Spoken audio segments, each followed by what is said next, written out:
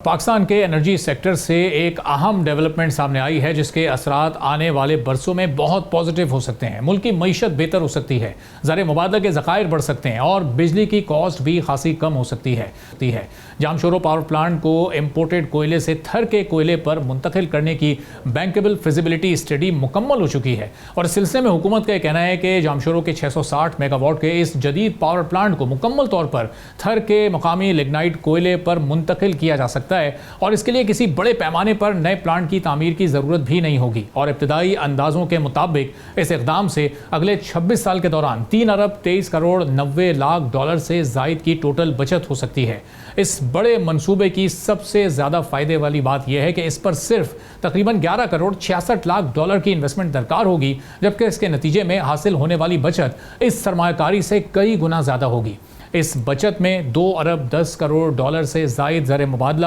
کی بچت بھی شامل ہوگی، یعنی پاکستان کو 2 ارب 10 کروڑ ڈالر بیرون ملک کوئلہ خریدنے کے لیے یا امپورٹڈ فیول خریدنے کے لیے خرچ نہیں کرنے پڑیں گے، اور یہی وہ رقم ہے جو ملک کے زر مبادلہ کے ذخائر کو بھی بڑھا سکتی ہے، امپورٹ بل اور بیرونی ادائیگیوں کے دباؤ کو کم کر سکتی ہے۔ یہ فگر صرف ایک منصوبے کی کامیابی کی نشاندہی نہیں کرتے، بلکہ پاکستان کے انرجی سیکٹر میں ایک بڑی اور پازیٹیو تبدیلی کی تصویر بھی دکھاتے ہیں۔ کئی سال تک ملک کی انرجی ڈیمانڈ کا بڑا حصہ امپورٹڈ فیول پر منحصر رہا، جس کی وجہ سے عالمی قیمتوں میں اتار چڑھاؤ اور ڈالر کی قدر میں تبدیلی براہ راست بجلی کی قیمت کو متاثر کرتی رہی۔ لیکن اب بہتر طریقے سے پالیسی کا رخ لوکل ریزرو کی طرف موڑا جا رہا ہے، اور تھر کا کوئلہ اس حکمت عملی کا اہم ستون بنتا جا رہا ہے۔ جامشورو منصوبے کی خاص بات یہ ہے کہ یہاں پہلے سے موجود انفراسٹرکچر کو استعمال کرتے ہوئے مقامی ایندھن پر منتقلی کی راہ کو ہموار کیا جا رہا ہے۔ اگر یہ منصوبہ کامیابی سے مکمل ہوتا ہے تو امپورٹ بل میں کمی آئے گی اور ملک کے قیمتی زر مبادلہ پر دباؤ بھی یقینی کم ہوگا۔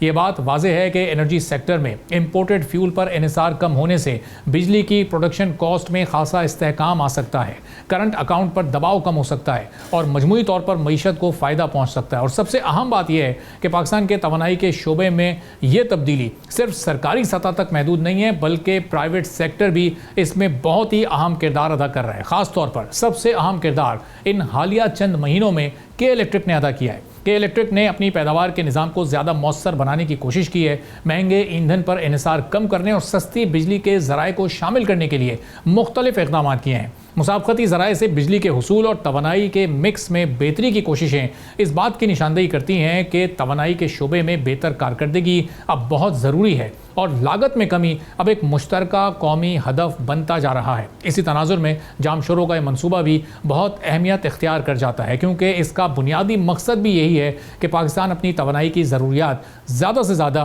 مقامی وسائل سے پوری کرے اور امپورٹڈ ایندھن پر انحصار کو کم کیا جائے۔ پاکستان کے انرجی سیکٹر کی بہتری کے لیے اس منصوبے کا مقررہ وقت میں مکمل ہونا بہت ضروری ہے۔ تمام تکنیکی اور ریگولیٹری مراحل بھی تیزی سے طے ہونا بہت ضروری ہیں، اور سب سے اہم بات یہ ہے کہ اس کے فوائد بھی بھرپور طریقے سے ڈومیسٹک کنزیومر اور خاص طور پر انڈسٹری تک بر وقت منتقل ہونے چاہیے، کیونکہ جب کسی ملک کی توانائی کی لاگت میں استحکام آتا ہے اور امپورٹڈ ایندھن پر انحصار کم ہوتا ہے تو اس کے اثرات صرف بجلی کے شعبے تک محدود نہیں رہتے۔ کم توانائی لاگت انڈسٹری کے لیے سازگار ماحول پیدا کرتی ہے، نئی انویسٹمنٹ کی حوصلہ افزائی کرتی ہے اور بزنس کانفیڈنس میں مزید اضافہ کرتی چلی جاتی ہے۔ اسی طرح تھر کے کوئلے کے استعمال میں اضافے سے مائننگ، ٹرانسپورٹ، لاجسٹکس اور کئی دوسرے سیکٹرز میں بھی روزگار کے نئے مواقع پیدا ہو سکتے ہیں۔ یہ سب کچھ وقت پر ہو یا پھر اس میں تھوڑی بہت تاخیر ہو، لیکن یہاں ایک بات بالکل واضح ہے